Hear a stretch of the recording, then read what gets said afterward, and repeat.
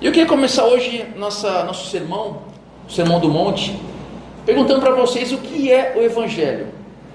O que é o Evangelho? O que seria o Evangelho? Se alguém te perguntasse hoje, beleza, você crê em Jesus, mas o que é esse Evangelho que tanto o pessoal fala, Evangelho, evangélico, né?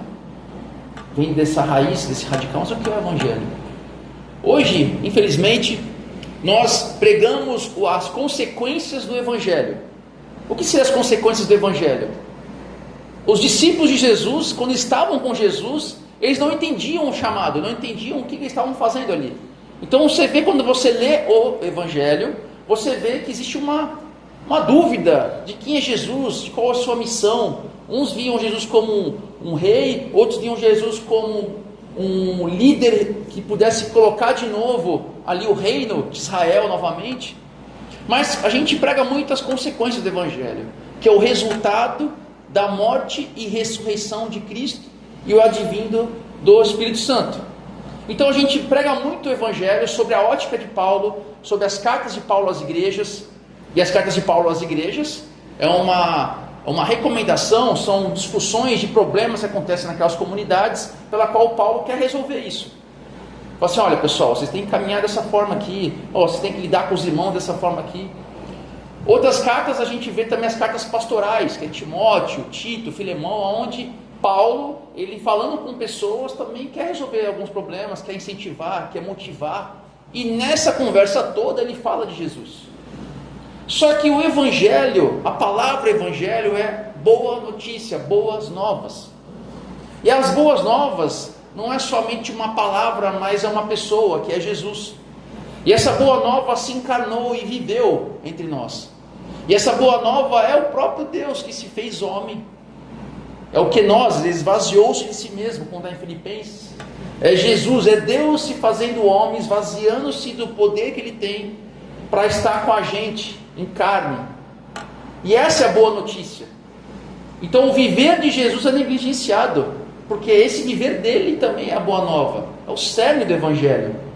Ele era a boa nova andando e caminhando. Então quando a gente passa despercebido sobre os evangelhos, que é essa boa nova, e só vamos para Paulo, e vamos para as cartas de João, as cartas de Pedro, a gente esquece o principal. É como se estivéssemos olhando Jesus sobre outra pessoa. Mas os evangelhos, que são Mateus, Marcos, Lucas, João, cada um com o seu propósito, o seu objetivo, a gente pode um dia falar sobre isso aqui, é trazer a boa nova de Jesus. E qual que é o cerne dessa boa nova, o ápice dessa boa nova? É o Sermão do Monte. Então, dei toda essa volta para falar para vocês que o Sermão do Monte é o cerne da Constituição Federal. Então, nesse reino, a Constituição Federal, aquilo que é a base de tudo, é o Sermão do Monte.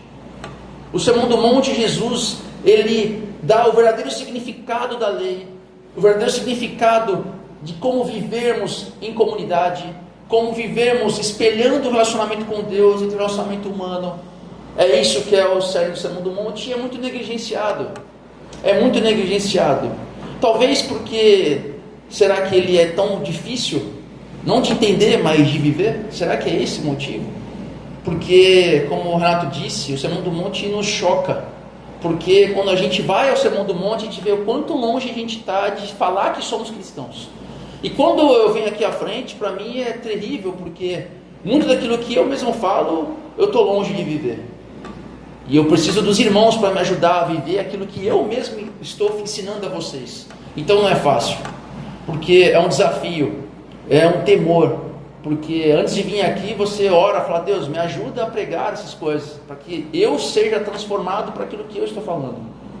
Você pode falar, mas isso é uma hipocrisia, você ensinar o que você não vive. Mas quem de nós não é um hipócrita? Quem de nós pode dizer que não é hipócrita em alguma área? E aí eu vou dar agora a entrada no nosso assunto, porque tudo começa pelo olhar, eu estou dizendo aqui. Os céticos, os ateus, que criticam muito o cristianismo, falam assim, olha, essa igreja, essa religião foi criada.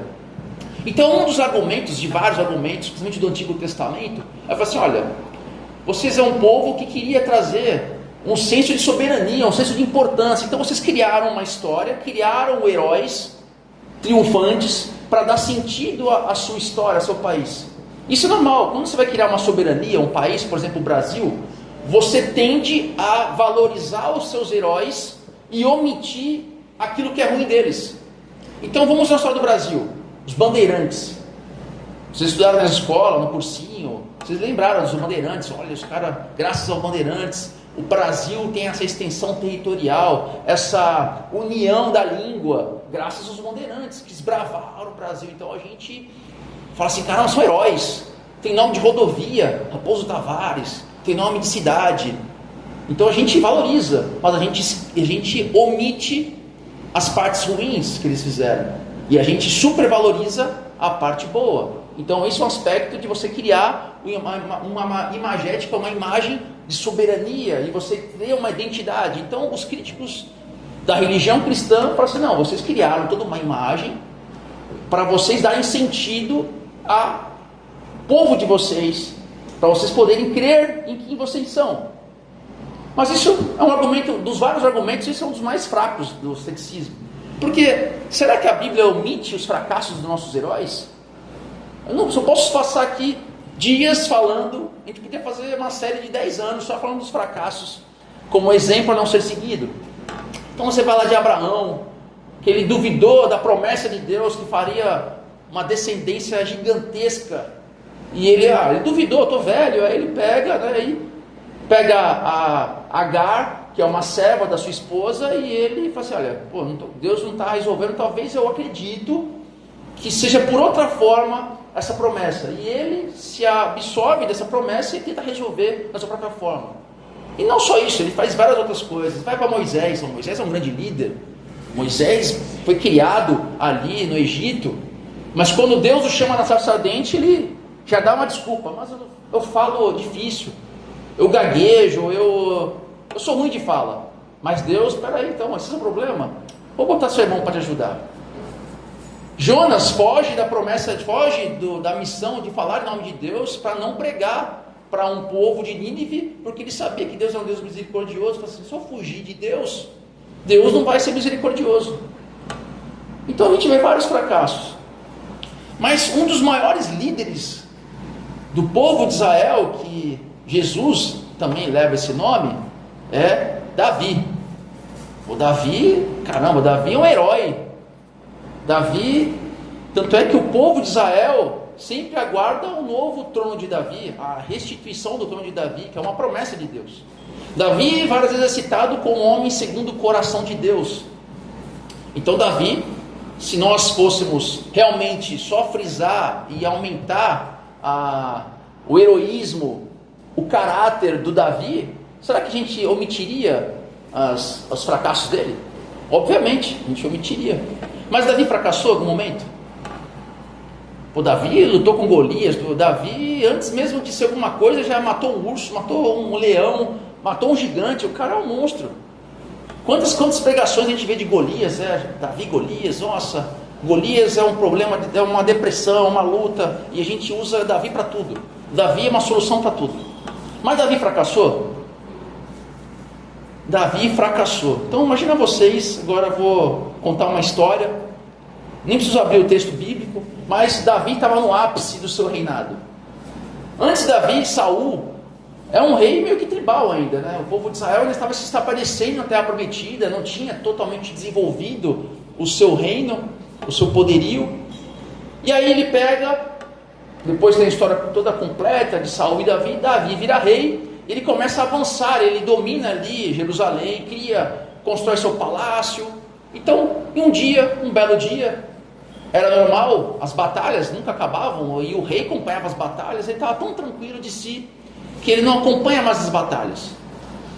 O povo já ia, o exército já ia, ele não ia, ele ficava no ócio, na tranquilidade. E num dia desses, um dia tranquilo, dia de chuva, assim, está tranquilão, ele olhando o terraço, assim, né? E ele vê as conquistas, vê as vitórias, talvez ele esteja pensando, poxa vida, da onde eu vim? Eu era o 7º filho de uma família pequena, não tinha nada, não seria ninguém. E olha, eu sou o rei de Israel. Tem promessas sobre o meu nome. Existe um povo sob a minha tutela. Ele está lá no ócio tranquilo. Deveria estar com o seu exército, mas não está.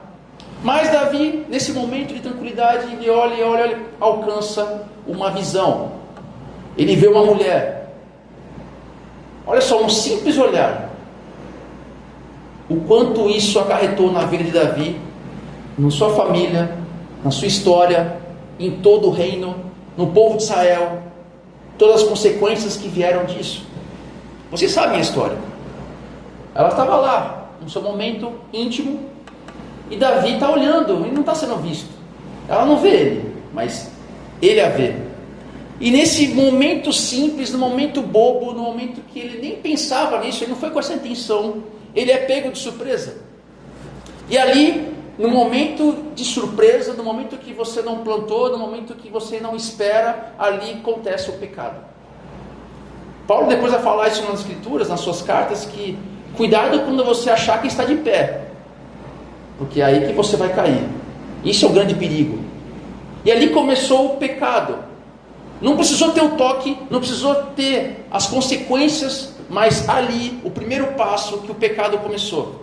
Então, antes do ato do pecado, a contemplação daquele ato já foi o pecado consumado. Antes do adultério físico, aconteceu adultério do coração. E aqui, o nome do nosso tema é Tudo Começa pelo Olhar. Mas, vocês podem falar o seguinte: olha, eu não sei por que você está falando isso, não tem muito sentido. Isso é uma história antiga, hoje mudou as coisas. Quanto tempo já se passou disso? A forma de pecar nessa área já não é mais assim. Mas esse terraço do rei também tem hoje. Ele não sumiu das nossas vidas. O terraço do rei Davi tem hoje ainda. Ele só mudou de lugar. Hoje esse terraço é muito maior e muito mais amplo. Talvez ele caiba no seu bolso, no seu smartphone. Talvez aí seja o seu terraço de Davi. Hoje está aí, de fácil acesso.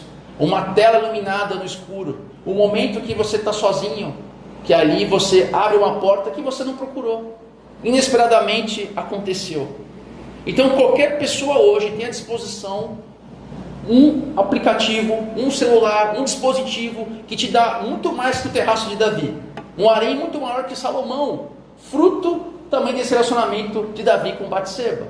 Então um simples olhar de Davi gerou um adultério físico, a morte do seu marido, gerou a morte do filho, e toda uma consequência de meio-irmãos, e toda uma sequência que acabou acabando com o próprio reino de Israel dividido em dois. Olha só, um simples olhar. Mas eu não vou só falar de Bíblia aqui não, porque isso que eu estou falando não é só expressão, eu vou trazer aqui dados estatísticos. Porque hoje, esse terraço de Davi é uma indústria bilionária. Dados recentes mostram que a procura por materiais pornográficos na internet brasileira cresceu assustadores 158% entre 2020 e 2025. O Brasil já ocupa a 4ª posição mundial no ranking de tráfego nesse tipo. Será que esse é um assunto atual para a gente falar aqui? Será que isso aqui é algo bobo? Que a gente podia estar passando para outro assunto? Não. Isso é muito importante. Porque hoje, o que Davi fez com o seu olhar, nós fazemos com um simples toque no celular, no aplicativo, de bobeira no Instagram. Você está lá de bobeira, começa curtindo, começa vendo.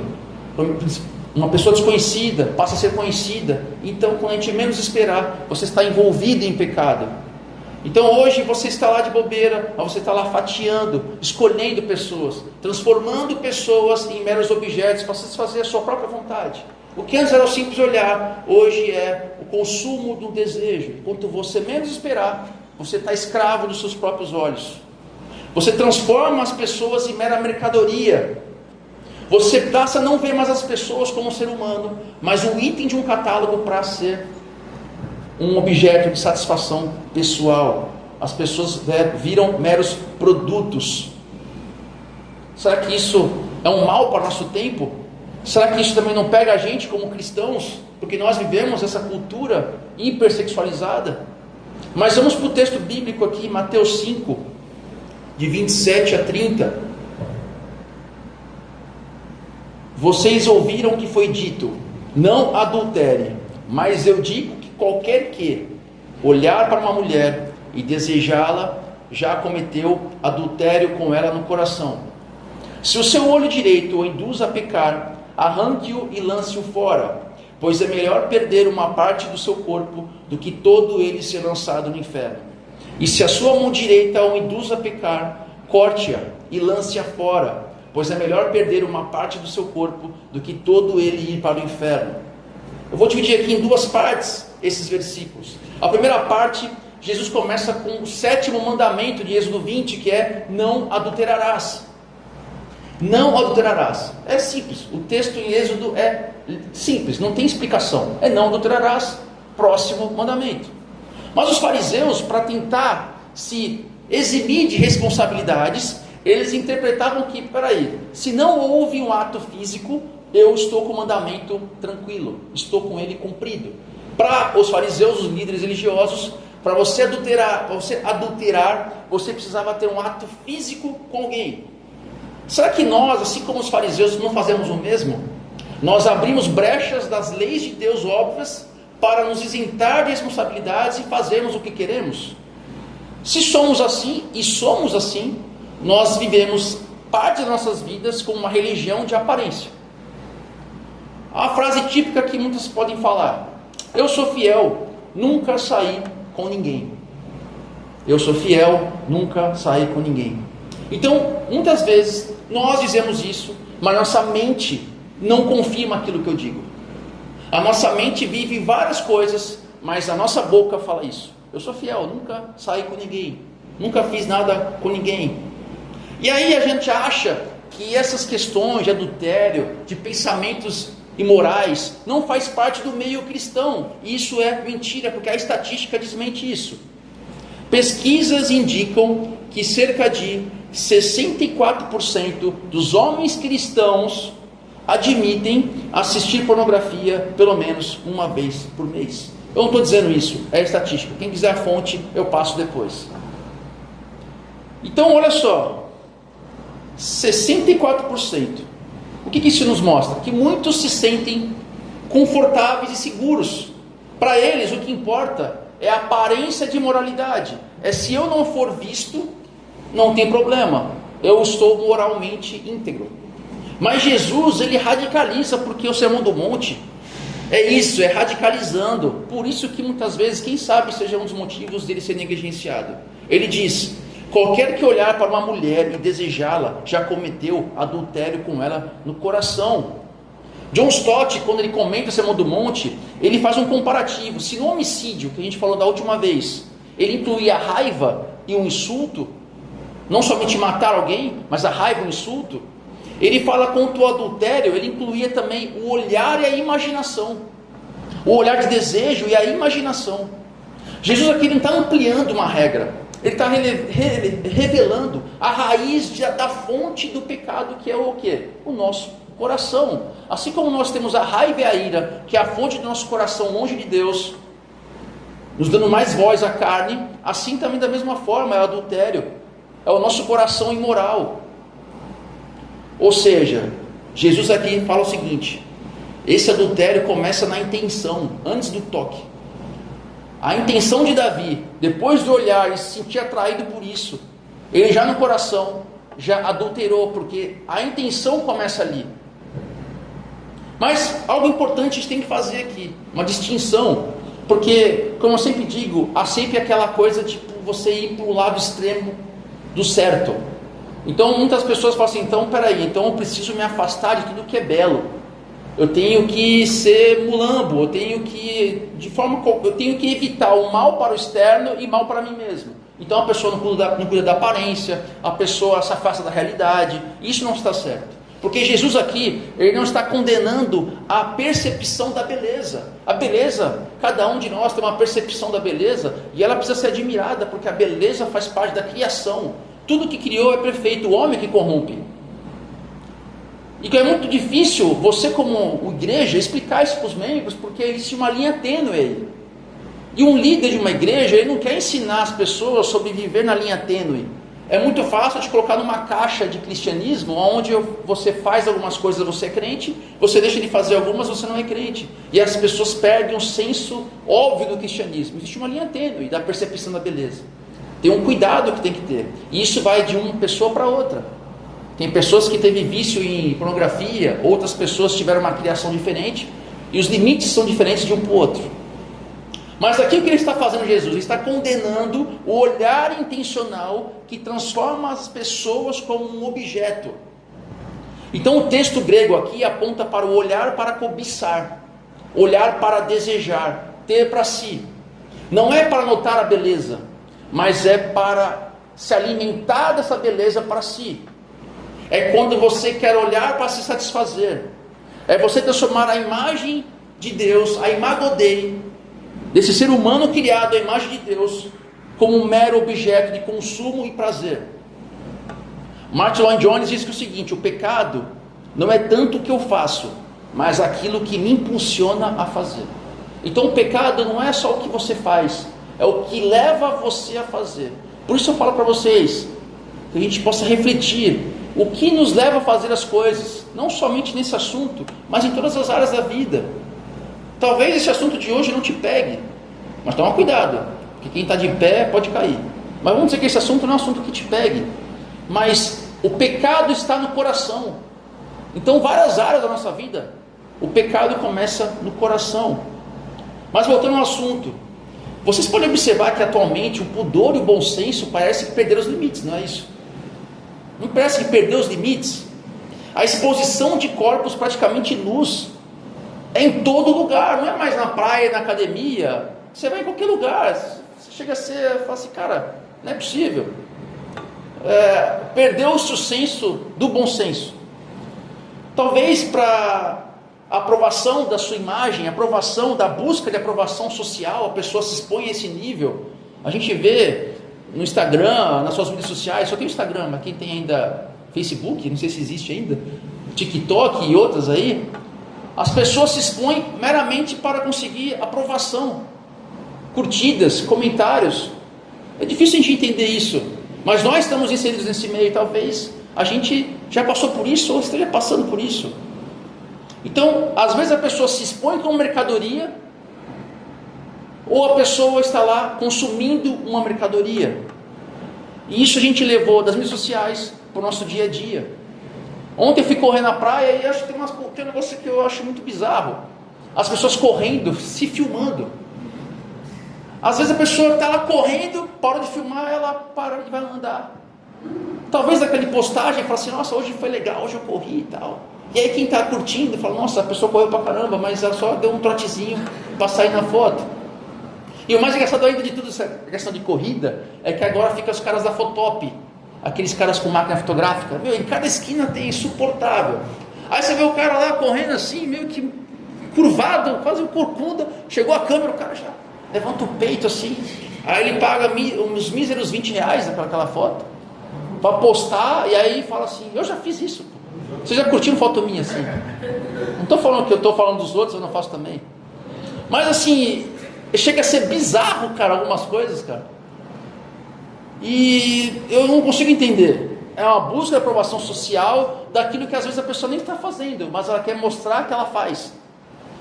Quem de vocês aqui já não foram viajar? Uma vez eu fui lá para Chapada dos Veadeiros, lá em Brasília.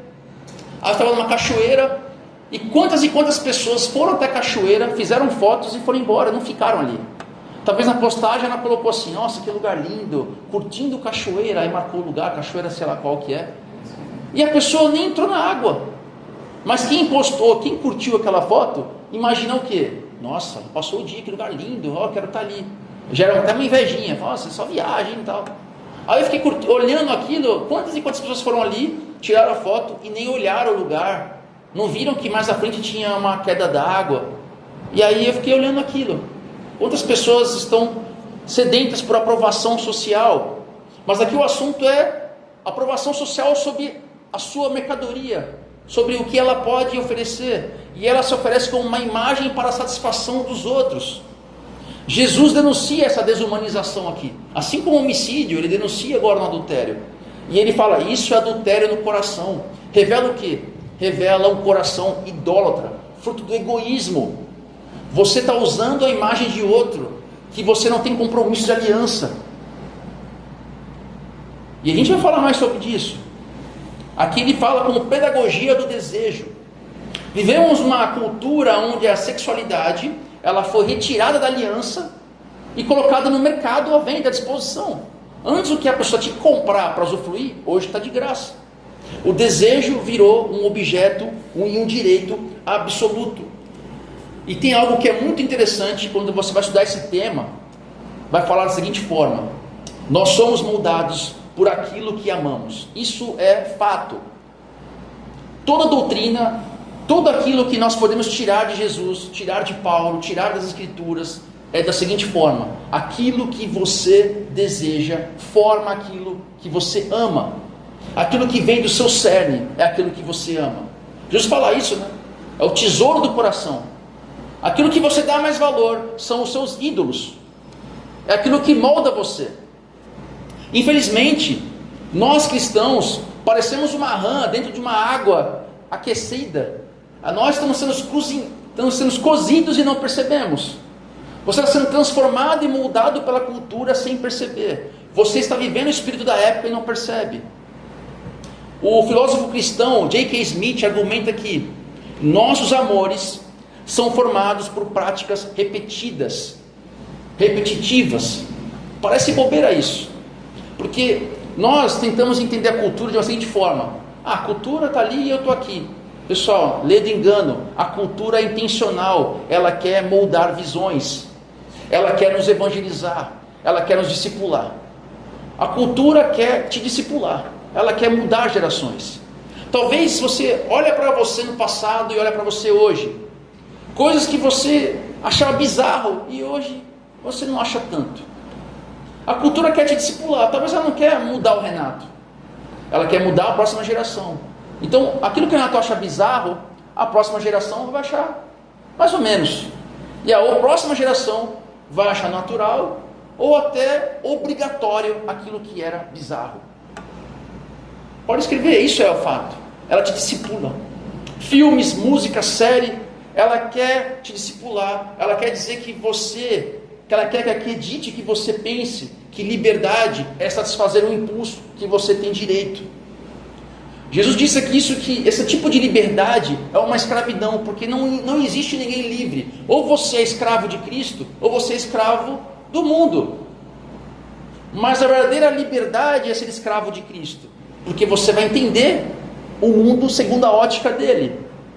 O perigo disso tudo, de ser essa rã cozida, sendo morta sem perceber, é que a sua consciência se cauterize com o pecado. Aquilo que é bizarro já não seja tão bizarro assim, e você começa a fazer coisas que você nunca pensou que poderia fazer, sendo transformado por isso. Filmes e séries, imaginem vocês consomem streaming como eu. Está vendo uma série, um filme, aí você fala assim: caramba, isso não tem nada a ver, por que tem isso aqui? Eu não vou dizer isso porque eu posso ser cancelado também, mas vocês imaginam o que eu estou pensando aqui. Eu falo assim: caramba, esse tipo de relacionamento, esse tipo de coisa aqui, não tem sentido. Por que colocou isso aqui?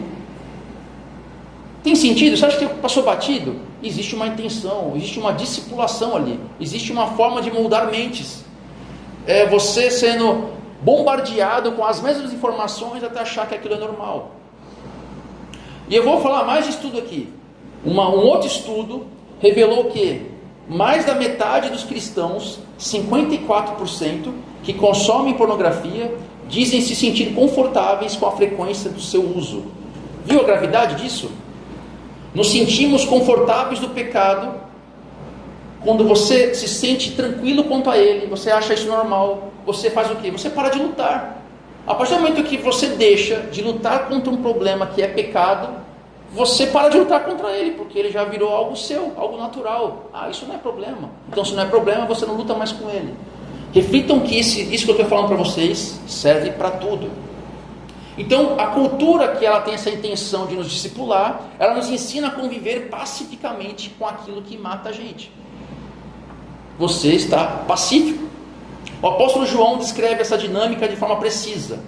Porque tudo que há no mundo, a cobiça da carne, a cobiça dos olhos e a ostentação dos bens, não provém do Pai, mas do mundo. 1 João 2,16. Entenderam isso? João fala da cobiça dos olhos e Jesus fala o mesmo, denuncia a mesma coisa. É o pecado que começa no desejo de possuir, e os seus olhos é a fonte disso. Não é apenas um impulso biológico, olha, eu tenho só uma disposição para essa atitude.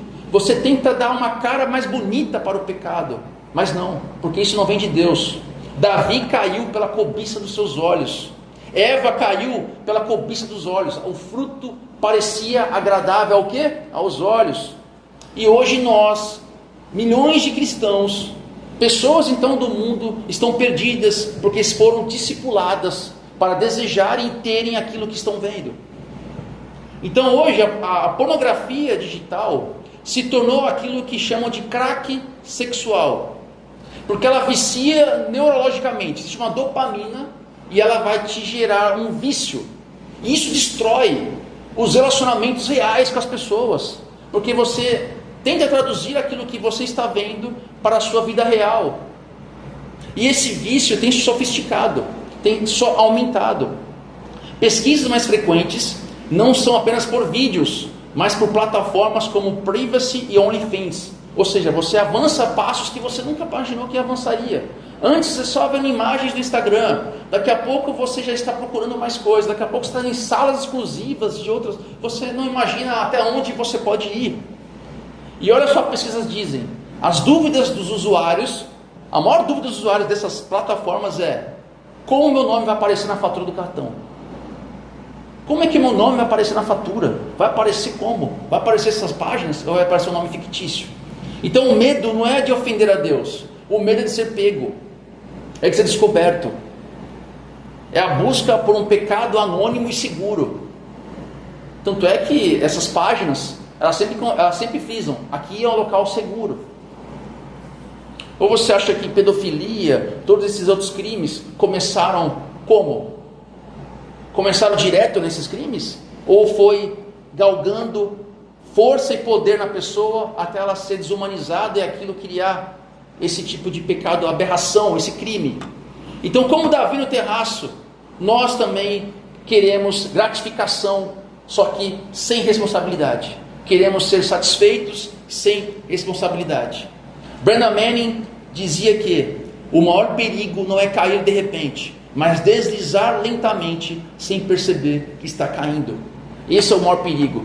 O diabo não quer te tirar da igreja, ele quer fazer que você vá caindo e você nem percebe, você nem perceba. Tudo começa com pequenas concessões. Uma mera curiosidade que passa pelo entretenimento e te vicia e te escraviza. Por isso, aí vem um aviso para mim e para todos nós. Precisamos ter cuidado para não rir de impureza, para não rir de coisas que são erradas, impuras na essência, e achar que isso é legal, achar que isso é divertido. Algo está sendo moldado em nós quando rimos dessas coisas. Nós estamos num caminho perigoso quando achamos isso engraçado. Mas vamos para a próxima parte, a mortificação da moral. Aqui Jesus ele fala de: se teu olho direito induz a pecar, arranque-o fora. Arranque-o fora, lance fora. Sabe que Jesus quer que você arranque seu olho? Literalmente. Muitos literalistas do Apocalipse teriam que ser literalistas do Mateus também, né? Desse texto. Se você quer Apocalipse como literal, creia na Bíblia inteira como literal. Então arranque seu olho fora se ele te faz pecar. Porque é melhor perder uma parte do seu corpo do que todo ele ser lançado no inferno. E aí ele vai falar da mão também da mesma forma. Aqui Jesus usa uma estratégia que chama-se hipérbole. Ele não está falando para você se mutilar fisicamente. Ele está falando assim, a mortificação moral. Ele quer que você se mutile moralmente, para que você caminhe com Deus. Como eu disse, cada um de nós tem uns limites diferentes, temos dificuldades diferentes em áreas diferentes. E ele fala assim, olha, mortifique-se. Mortifique-se em áreas, corte áreas para que você se purifique. A santificação é um processo de Deus em nós. Mas nós, como seres humanos, atuamos com Deus na nossa santificação. Então, é Deus e o homem trabalhando. Só que na última instância, é só Deus trabalhando. Olha que loucura. Talvez eu tenha entendido o que eu disse. Caramba, peraí, santificação é Deus trabalhando e eu trabalhando com Deus. Só que no final de tudo, é Deus, só Deus trabalhando. Verdade. Como você se consegue se santificar se Deus já não colocou no seu coração a vontade de adorá-lo, de amá-lo, de servi-lo? Então, em última instância, é Deus te santificando. Então ele fala assim, cara, mortifique-se moralmente, tire coisas que você tem dificuldade na sua vida, para que você não vá para o caminho do pecado. Já comece, se o olho, se a visualização, se o enxergar e olhar a vida te faz cobiçar e desejar coisas, arranque ele fora. Discipline seu olho. Aqui está dizendo o seguinte, seja implacável. E Paulo usa a mesma forma em Colossenses 3:5. Façam morrer tudo que pertence à natureza terrena de vocês: imoralidade sexual, impureza, paixão, desejos maus e a cobiça, que é idolatria. A cobiça, que é idolatria. E uma cultura que diz é proibido proibir, o Evangelho nos chama para viver uma vida de cortes.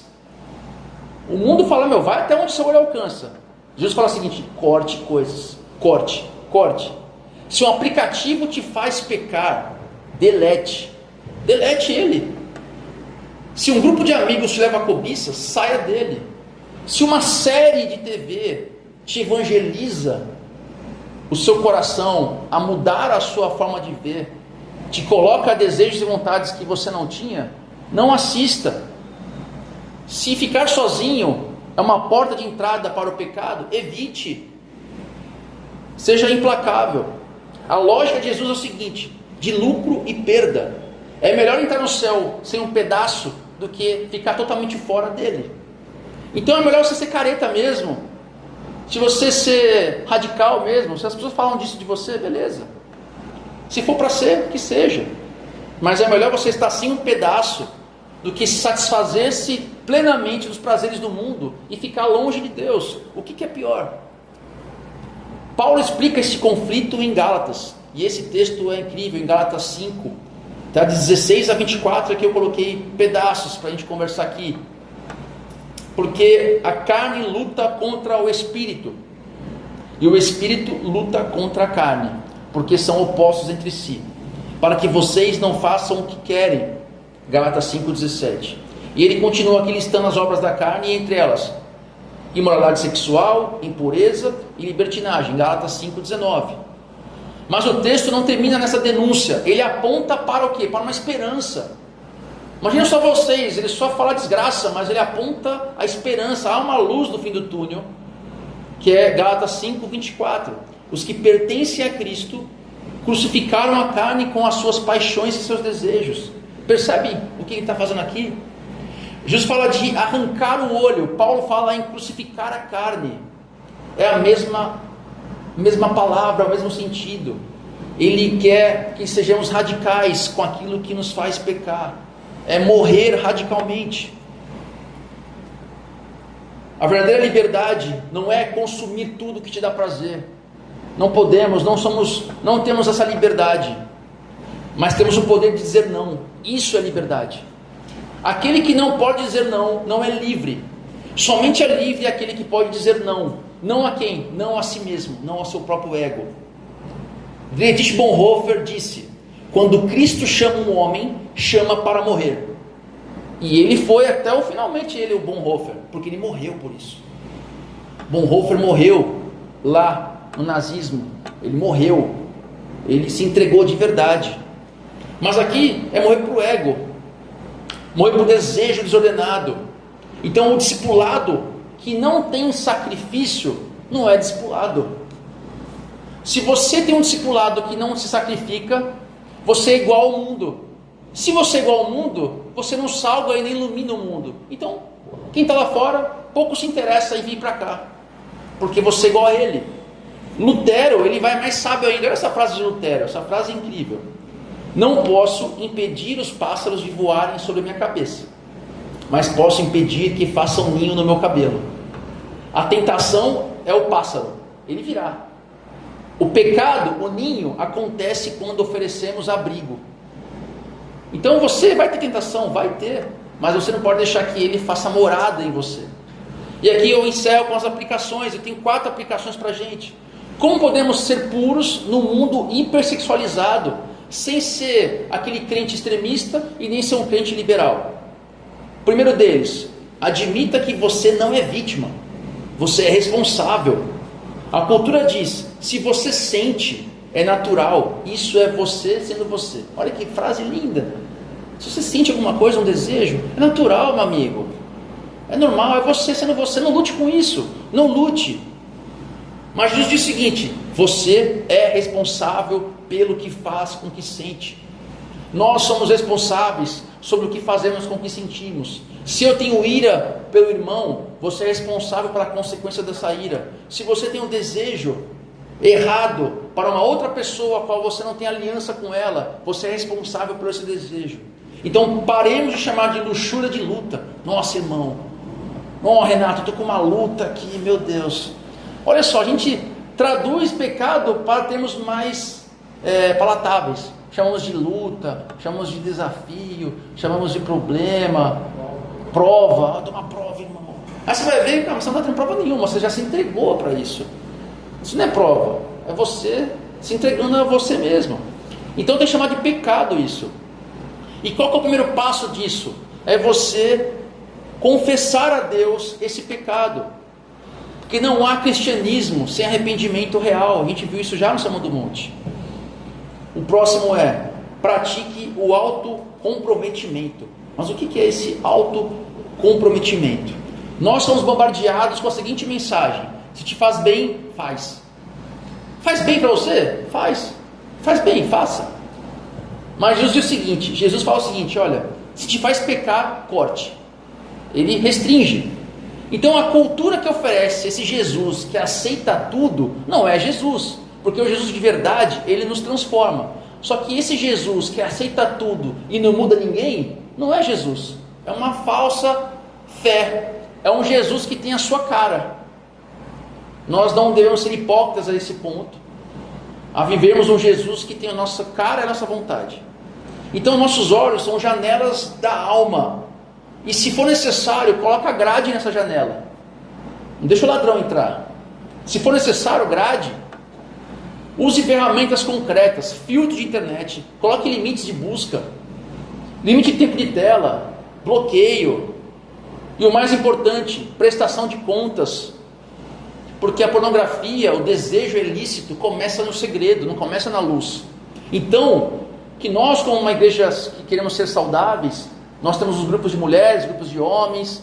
Então, se você quer prestar contas, existe em todas as áreas. Use esse grupo. Se você não se sente à vontade de expor em grupo qualquer assunto, escolha o irmão.